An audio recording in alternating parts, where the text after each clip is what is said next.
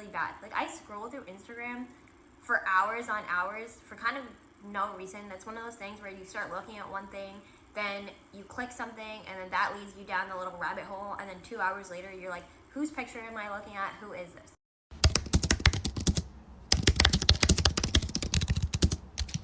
To try to help reduce screen time, I'm going to try to read more.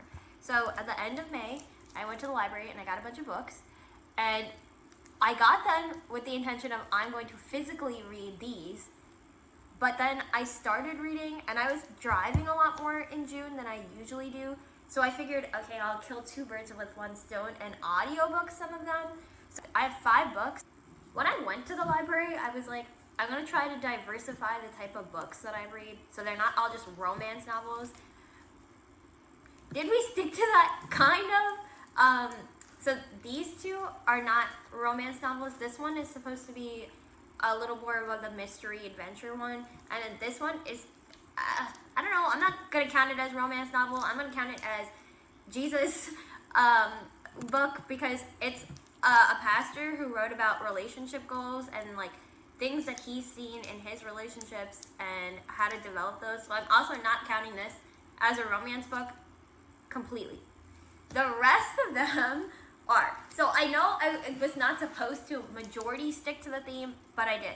So these 3 for sure are, and these 3 I've finished.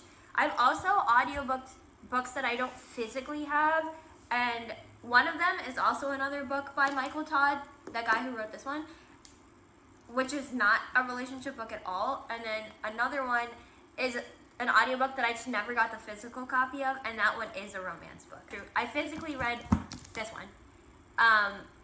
And the only reason I physically read this one is because there was no audiobook for this one. But I haven't read these 2 yet, also because I don't have audiobooks for them, but I started this one. I will finish them by the time I finish, like, the end of June, hopefully, so in the next 2-3 days, I will finish them, but those also I haven't actually physically read yet. These 2 did have audiobooks, so I listened to them as audiobooks instead of physically reading them, which I know kind of defeats the purpose, and I do physically have the books, so why did I audiobook them instead of physically reading them? It just seemed a little more convenient, because while I was driving, I just listened to this. I had more time while I was still driving, so then I still listened to this one. This is the first book. It's called A Proposal They Can't Refuse. I've never heard of this before, but I only read it because I think the cover looks nice, which I know is not the greatest reason, but the pictures and the colors is what made me pick up this book. It's by Natalie Canna. I don't know if I'm saying that right, but this book is about 2 childhood best friends. So there's the girl whose family runs a restaurant, and the guy who him and his grandpa together run a whiskey distillery, and them 2, their grandpas are best friends, so their grandpas kind of blackmail them into doing a fake marriage, so they have to get together and get married and make everyone believe that they're married, or their grandpas in specific say that they're going to sell the businesses. They've been childhood best friends, but as a kid, Liam's dad dies, and he blames himself for it, so he kind of just becomes like very moody and angry most of his adult life, and because of that, she's kind of distanced himself because he just always gets mad at everything, and she like knows that's why, but like doesn't really know what to do about it, and he's just like angry and brooding for years.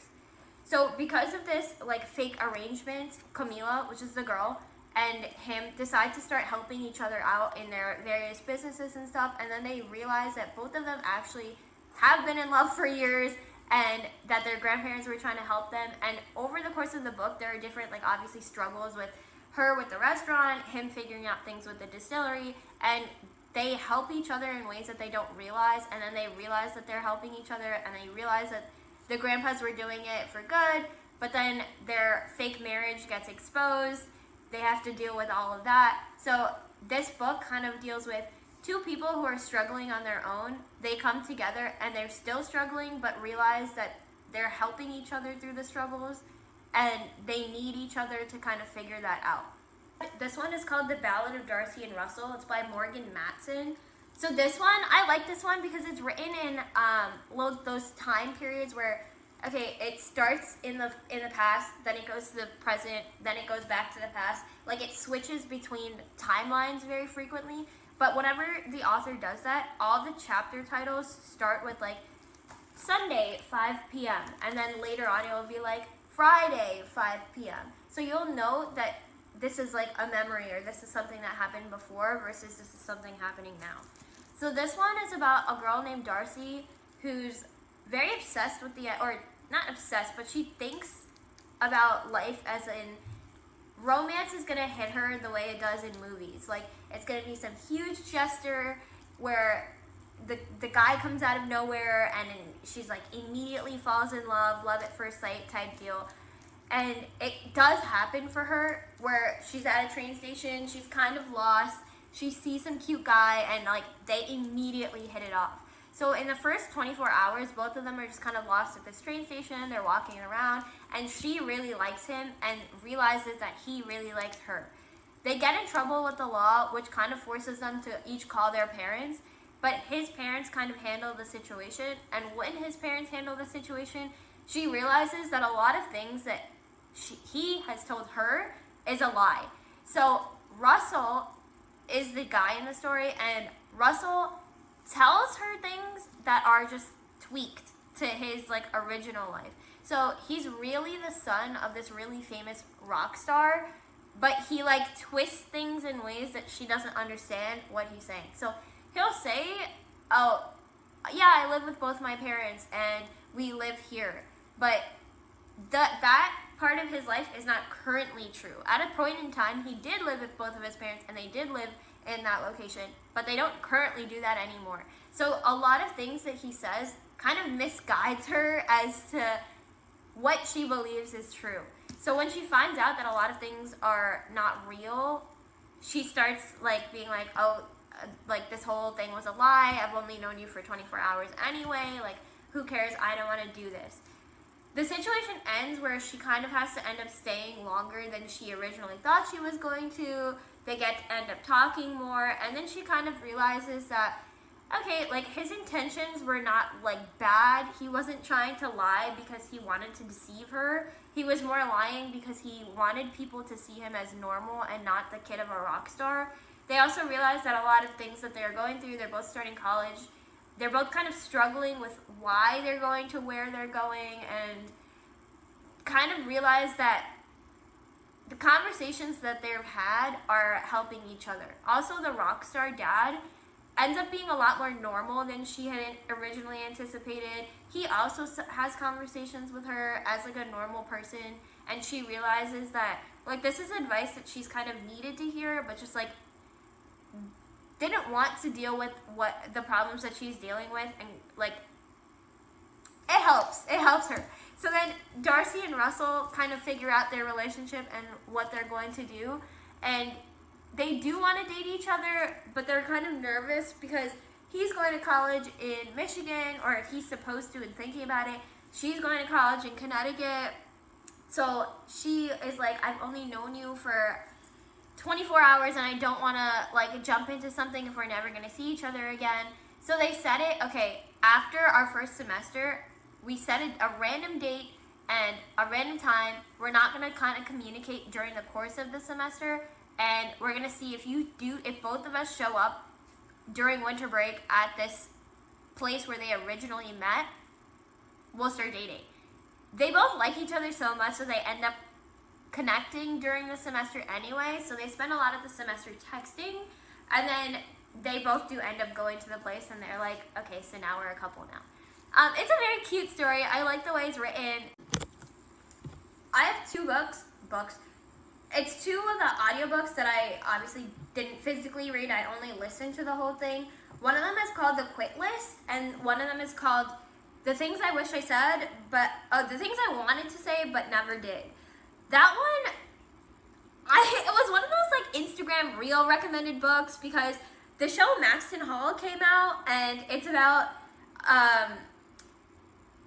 I don't think it's like so parallel, but the way that the author pushed it was, if you really like the show Maxton Hall, you'll really love this. If you're around other people, don't listen to it it because it's a lot spicier than it seems. Max and Hall was pretty, I want to say PG-13. For the most part, like the end episodes do get a little bit spicier, but for the most part, the show is very like neutral in terms of spiciness. This book is not. It from the jump starts off being very spicy and stays that way for a majority of it. It's this girl named Summer Savage and this guy named Whit Lancaster who meet when they're 14. They have an interaction which kind of leaves them both being like, ugh, you're a disgusting human being. I don't like you. They don't see each other for years.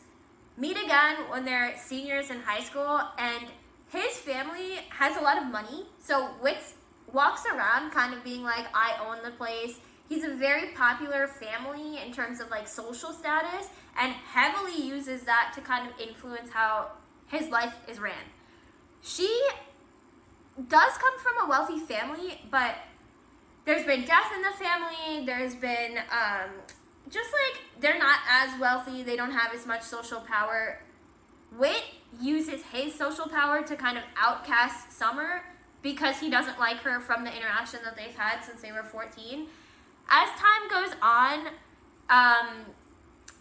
he does kind of end up liking her. He steals one of her journals and kind of like uses that as like reasons why she should listen to him, and like blackmails her into kind of just like following and doing what he wants her to do. And then over time, that just kind of leads them into having a relationship. The book is like, I don't know. When you read it, you're kind of like, he does a lot of like creepy things that are just kind of seen as he's a teenage boy. And she just kind of has to go along with it because a lot of things that she's written in her journal are very personal and things that she could get into a lot of legal trouble for. Would I have watched it if I knew it was the way it was, or read it? Probably not, just because I feel like he's too much of a dark character. Like, it's not even that he's like the angry, moody, angsty one, which he is. He just does a lot of things where I'm like, why are you going along with this? Like, I get that he has the journal and I get that his family has a lot of social power, but she goes through too much. And then they end up together, like they end up married and having kids, and I'm like, he's just done too much.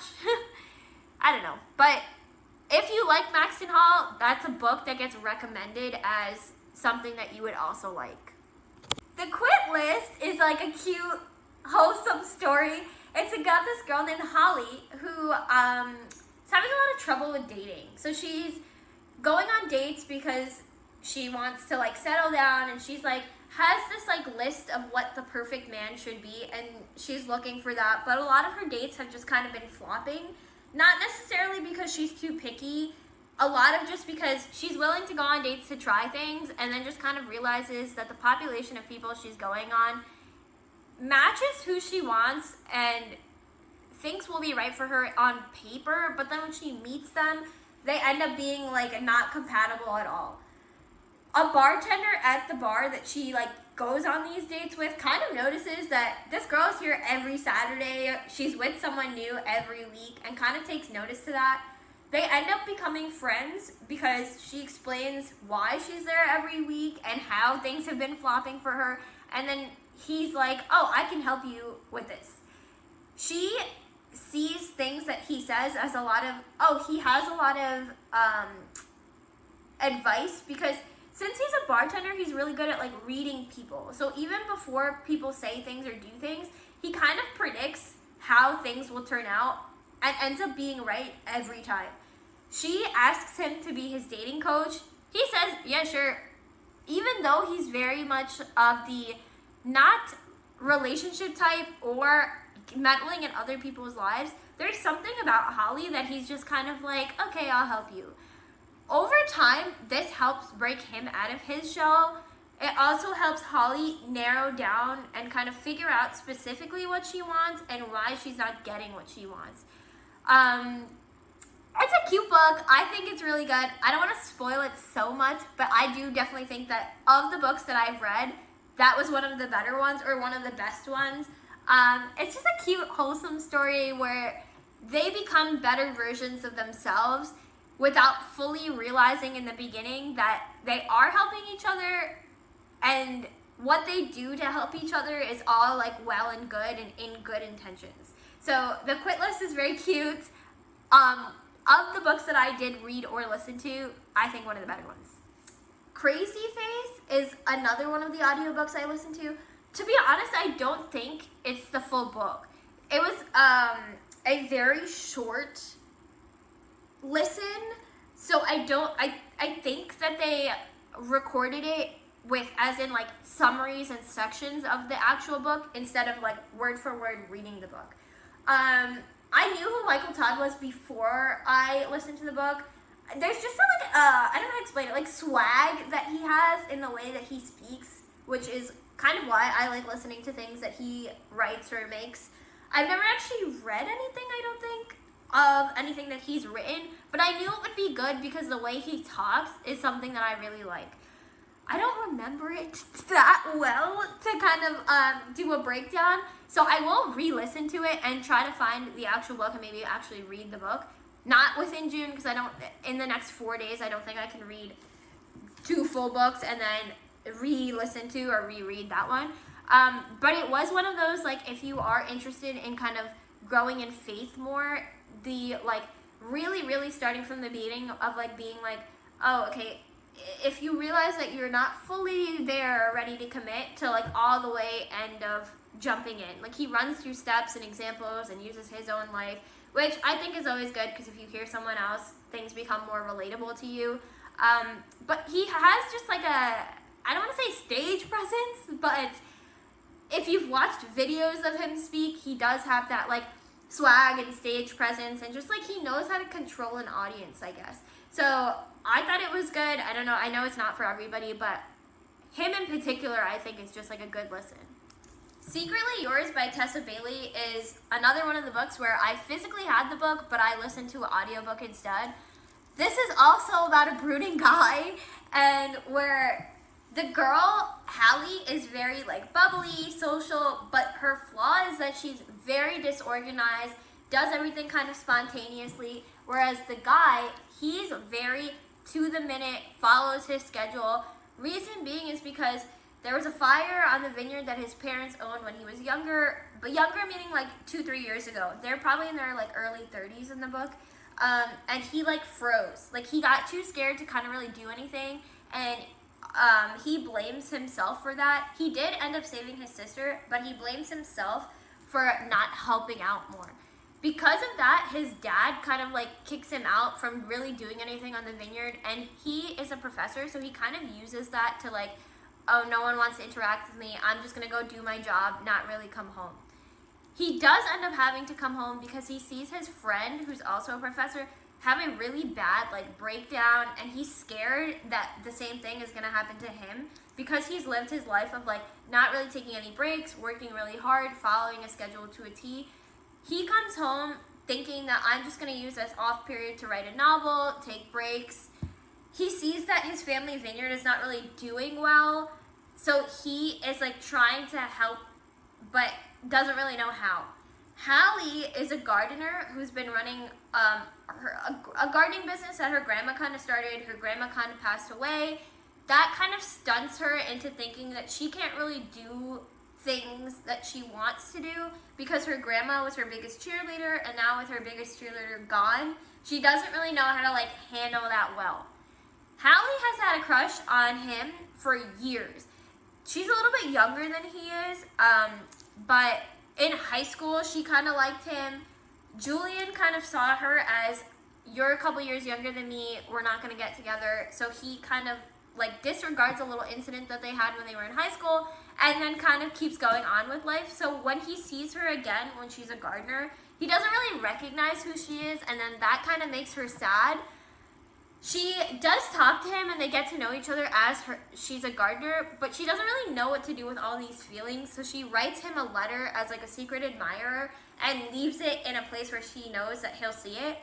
Julian does end up seeing it, but he doesn't realize that it's Hallie. Hallie also just doesn't mention that it's her. She just keeps living life.